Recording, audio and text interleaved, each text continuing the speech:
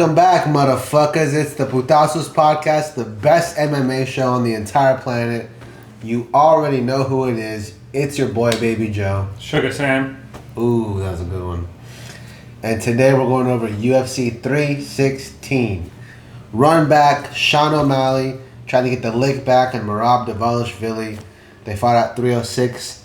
10 pay-per-views later, they're running it back. Viva Las Vegas. Let's No go. sphere this time. The lights will not affect my boy Sean O'Malley. He's gonna get the knockout. Yeah, clearly the lighting was the reason he got dragged across the octagon for 25 minutes. Mm-hmm. So this time, the playing field is level. Yeah. I said main event, Merab Dvalishvili versus Sean O'Malley. This is number 2. They fought at the Sphere the first time. Merab won via unanimous decision, taking a dominant decision over Sean O'Malley to win the belt. Since then, Merab has defended the belt once. I was actually there in LA when he beat Umar.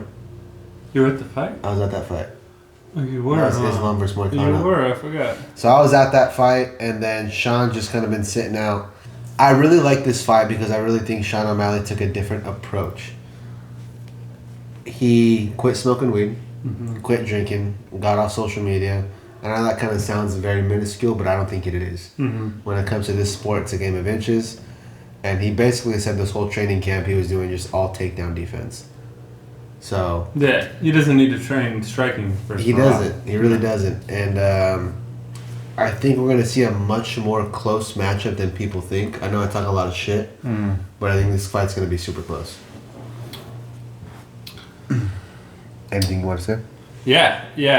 Merab has been looking absolutely phenomenal in his last, as many as you could count, fights. Even before the title, this guy has been looking like a machine. He is the machine. He is great. I'm riding with my boy Sean O'Malley. I think that the preparation, losing the belt, and the self-belief he has in himself that he could knock this guy out, I think he's going to come with some different tactics. And I'm riding with him on a knockout. We'll go second round. I think this is a must-win for Sean O'Malley because his name's so big. If he loses this fight, I think his stock drops a lot.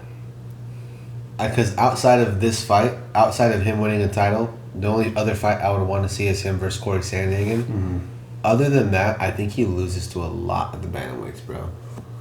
He just doesn't match up very well with a lot of these top guys, but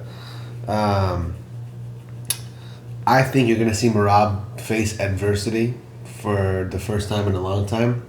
I could see Sean O'Malley hurting him. However, I still got Merab. I think Merab gets it done. Decision again. Merab doesn't fucking finish anybody, so I got Merab by decision. Fifth round. Split. Just kidding. Split? Split. Yeah, I see Merab coming out. First round, they're exchanging a little. The end of the first round, I feel like Merab's going to end up getting that takedown. Sean's going to stuff a few. He's going to end on the top in the first round, cheering, confident. Second round comes out, similar to Aljamain versus O'Malley. And he's going to get caught slipping. And he's going to get dropped, and he's going to get finished. Sean O'Malley, champion of the world. No rematch for Merab, straight to Corey Sandhagen. You know, and Sean O'Malley has super underrated cardio. Name one time you've seen Sean O'Malley just absolutely gassed in the fight. Really never. You know, so I think his power will carry through at least the first 3. But, I mean, I could see him hurting Merab in 4 and 5 too. But, yeah, I think, it's kind of like a straightforward fight for Sean O'Malley. You got to defend the takedown. You got to land a big shot. Pretty simple. Merab has a lot more ways to win, in my opinion. Depending on how he mixes it up, I can see him outstriking him. I can see him taking him down. I can see him parking on top of him for a full round. Merab just has more tools in the arsenal versus O'Malley. However, if you're able to just stifle the wrestling and the takedown game of Merab, and you make this a striking fight, That's where it gets interesting. But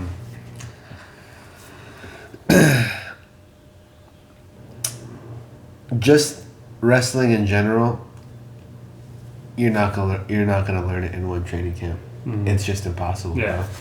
Bro. It's like vice versa, right? Let's just say that Sean won the first fight, and Merab was this massive star, and the UFC wanted to push him, and they gave him a second fight. What would you say if they said Merab's going to outbox Sean O'Malley in the second fight? Yeah. Same shit, just a different form of martial arts. So that for me is the reason why I'm picking Merab to win the fight again. It's just not enough time. That's my opinion. Sean O'Malley by knockout, second round. Merab by boring decision, split decision. Co-main event, we have the champion Juliana Pena fighting Kayla Harrison for the bantamweight women's UFC belt. I don't like Juliana Pena. I do. You do? Yeah. I don't like her. I think, straight into it, I think Juliana Pena is going to win. Really? Look, how? After those first, how many fights has Kayla Harrison had in the UFC? 2. 2? First fight, I was like, damn, this chick's good. She's a beast. Obviously, she's top of the line. Her second fight was close. Closer. It was a pretty close fight. I think I saw the odds on it. I think Kayla Harrison's like a negative 695 favorite. 625, yeah. 625 favorite. I think Juliana Pena is going to shock the world again. And I see her getting the dub. I think the reason, keep in mind this is a really, really big factor. She was fighting at 155 in PFL. Mm-hmm. So her adjustment to the UFC to 135, that's a fat fucking difference, bro. I think she's had enough time from her last fight to this fight to make the proper adjustments to her diet. That makes sense. To her weight, to keep it low, to stay in good shape, and all that good stuff. And with getting in good shape comes good cardio. Mm-hmm. I think she's gonna have better cardio. I think she's gonna have a better weight cut, and I really just think she's better. I don't think she's better at striking. I think Juliana Pena, although her striking is not pretty, it's like she's just willing to take one. It's not pretty, but she's willing to take one to give one, bro. Yeah. And like in women's sports, you don't really see like that dog. Like she's got that dog in her. She beat the GOAT. She did, and then got smoked right after. But she's got that dog in her, which is like that X factor. But I just think if this fight ends up getting in tight quarters where they have to clinch up, that's where it just gets really dangerous for anyone that fights Kayla Harrison. Mm-hmm. I think Kayla Harrison is not going to finish her. I think it's going to be a decision. And I think it's going to be one of those decisions where I think it's going to be one of those things where Juliana Pena just foot on the gas the whole fight, and Kayla Harrison just finding like those big moments to take her down and just win the rounds. That's what I got. Mm-hmm. So, yeah. Yeah, I got Juliana Pena by split decision. The girl that took Kayla Harrison's belt in the PFL, the way that she beat her was staying in her face the whole time. The difference between her and Juliana Pena, although they have like a similar approach, is a 20-pound swing. And it's not 20 pounds because that girl cut weight too. Mm-hmm. You know, so I think it really depends on A, how does the weight cut go? And B, how does Juliana Pena fight this fight? Mm-hmm. Is she going to be in her face? Is she going to try to be tactical? Her best shot is being her and just being that dog that she usually is. Question: if Kayla Harrison wins Amanda Nunes, you think she comes back and fights? 100%. If Juliana Pena wins, what's next? Absolutely not. She's not coming back. But what's next for her? I would, personally, I know a lot of people probably don't agree with this. I would love to see her fight Raquel Pennington again. That was a close fight. I had Pennington winning that fight. I think Valentina moves up and becomes the double champ. Valentina already beat her too. Exactly. That's an easy dub for Valentina. Double champ. Another question, back to the other fight. Sean O'Malley wins, Corey Sandhagen. You think that if Rob wins, it's also Corey Sandhagen? Who else is in that mix? I think the only person who could... there's two people. Peter Yan, Patchy Mix. If Patchy Mix wins his fight and Peter Yan wins his fight, now it's kind of like a... Me personally, I would love to see Corey Sandhagen get the shot. I just feel like he's... I would love to see that. He's fun to watch. I think he beats both of them, bro. Merab and Sean O'Malley. Really? I do, bro. I do. But I think Patchy Mix... That would be awesome. I think the UFC is gonna push Patchy Mix. Yeah, he has a cool name too, Patchy Mix. Yeah, dude. It's really good. Cool. Kelvin Gastelum, the king of missing weight, the king of being pulled... Kelvin Gastelum, the king of missing weight and the king of pulling out of fights, is fighting Joe Pyfer, the strongest punching power in the UFC ever, according to the machine. I haven't hopped in yet. Yeah, I got Joe Pyfer. I kind of lost respect for Kelvin Gastelum a long time ago. He misses weight too much. He pulls out too much. He's got a solid stand-up game, but I think Joe Pyfer is just gonna stiff him, bro. Yeah, I want Joe Pyfer to stiff him. I want to see Joe Pyfer on the come up. I think Joe Pyfer just... I hope he knocks him out. I think he knocks him out, bro. I would love that. No offense. Yeah, Kelvin Gastelum, he's a really good fighter, but he's just so uncommitted it pisses me off. You know? Mm-hmm. So, I got Joe Pyfer. My personal favorite fight on the card, Mario Batista versus Patchy Mix. Patchy Mix coming over from Bellator. The only loss he has on his record is to Juan Archuleta. Juan Archuleta is was TJ Dillashaw's training partner. But other than that, he's basically beat everyone. And that's including like Sergio Pettis. That's including Horiguchi. Mm-hmm. That's including all these big names. He's really fucking good, bro. He is really good. I feel like he's better than Michael Chandler transitioning over to the UFC. And you see kind of where Pitbull. So he beat Sergio Pettis, and Sergio Pettis beat the brakes off Pitbull. Oh, really? So I'll put it that way. Oh, okay. You know, so I think Patchy Mix is really, really good. Mario Batista, he's like that pressure wrestler. But Patchy Mix is so good on the ground, bro. I can't see this like sticking on the floor. And I think Patchy Mix just mixes it up. And I think he's going to touch him up. He's going to out-grapple him. I think he's going to beat him everywhere. And if Patchy Mix can make a big statement on this fight, title shot, fuck it, bro. Or at least line him up. Title contender shot. Yeah, like even if you don't give him a title shot, like pair him up with Peter Yan if he wins. Mm-hmm. Patchy Mix versus Peter Yan. Give Corey Sandhagen the shot and let them fight the winner, you know? Like, there's so much good stuff you can do with that guy. That guy's a stud. And a lot of people already know him. I'm rooting for Patchy Mix. I want some new blood, some new names. I love these big names coming from Bellator over to UFC. Mario Batista, not the most exciting fighter. So, yeah, I'm hoping Patchy Mix gets the dub. I can't think of one person who wants Mario Batista to win this fight. Just his family.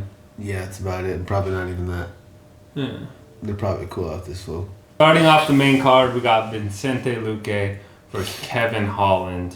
I'm hoping that Kevin Holland goes out and gets a dub. He's exciting. Everybody loves and knows Kevin Holland. Vicente Luque knocked out the former champion Bilal Muhammad, so he definitely is dangerous. I see this one as a striking battle, and I see Kevin Holland getting the dub. You know, he gets some dubs, he gets some losses. I feel like it's his time to get a dub. It's dub time for Kevin Holland, bro. Yeah. Kevin Holland on the dub. Underrated, bro. Vicente Luque is good on the floor. Kevin Holland is also very good on the floor. But they love striking. So I do agree with you. I think this will end up being a striking fight. He's long, rangy, and dangerous with every hand. And I think he's got some cool shots. I think Kevin Holland stiffs him, bro. Yeah. TKO, yep. TKO. I love that. I think it's time for a Kevin Holland W. Yeah. You know, and I think if he wins this fight, Title he's shot. still the gatekeeper. I'm just kidding. Title shot. No, yeah, I got Kevin Holland winning by like a TKO. That's kind of what I'm I would saying. love that. Yeah, Vicente Luque is good, but I feel like he's kind of on the down slope of his career. Yeah, for sure. You know, so. Mm-hmm. I want to get your opinion on something. This man has one title defense and has the longest heavyweight UFC title reign in UFC history. Do you strip him? John Jones has the longest title reign. With one title defense. Guy's Stipe had 3. Guy's a legend. You strip him or you let him be? This is what I think. I think John Jones deserves the respect. If he's going to fight Tom Aspinall and him and UFC have a date in their head and it's 100% going to happen, you don't strip him. If not, I think you strip him. Even though it's John Jones, he's holding back the future of the heavyweight division. I love Tom Aspinall. I love John Jones, of course. He's the GOAT. But, like, if they don't have anything set in stone or there's not a plan, like, he's just putting a hiatus on Tom Aspinall's career. But if he is going to fight him, don't strip him. But if he isn't going to fight him, why is he, you know? It just kind of sucks because the UFC is, like, completely staying out of it. Like, it's like social media, Tom and John, that are, like, talking all the mess. And the UFC's just like... I understand both of the point of views, though. It's like Tom Aspinall just wants to fight. Yeah, and I think if the UFC's not saying shit, that means they have something planned. Yeah, 100%. I think they're going to fight in November. It's always November for John Jones, and it's always weird. Madison Square Garden. Yeah. That's his spot, bro. He's an East Coast boy. He doesn't like going to Vegas. No. I mean, he likes it. Yeah. He just... his demons like it. Runs, yeah, that's where his demons are at. But yeah, if he does decide not to fight and he does retire, you think it's Cyril Gane versus Aspinall for the undisputed? I just don't get how you booked that fight. Just knowing Cyril Gane realistically lost that last fight. He won, but he fucking lost, bro. He won for sure. Volkov. It was a split. Remember, I was in Arizona, bro. Dude, Volkov's been looking good, bro. Bro, I was in Arizona watching this fight, and I went to a sports bar. So you can sit, order drinks, order food, and bet money. Yeah. I put money on Cyril Gane to win the fight. I witnessed with my own eyes Volkov beat the brakes off him. Oh, yeah, I remember. And they said split decision, and I'm like, oh my god, he's about to win. Bro, honestly, I could see Volkov getting a title shot in the future. Yeah, the issue with that is I think Tom just beats the fuck out of all of them. Oh, Tom already beat Volkov, too. Yeah, I mean... I don't see which heavyweight will beat Tom besides John Jones. You know what? They might even give fucking Stipe a shot versus Tom Aspinall, because Tom's beat up everybody else. Yeah, I think Cyril Gane is like... Tom Aspinall's like, I wouldn't say kryptonite, but that's like the best person to beat him outside of John Jones. But I still think Tom wins. Tom wins, bro. I think Stipe would be cool versus Tom. Because who else? Like, all the top guys... Stipe's done, bro. Tom has beat all the top guys. I know he's like 43, huh? I just don't know what's next for Tom Aspinall if it's not John Jones. He's beat Pavlovich. Alex Pereira versus Tom Aspinall. Tom Aspinall cooks his ass. Tom Aspinall. Alex Pereira is amazing. Tom Aspinall's huge. Oh my god. Tom Aspinall's huge. Magomed Ankalaev? Bro, Tom Aspinall's is walking around at 260. He's 260, bro. Oh, bro.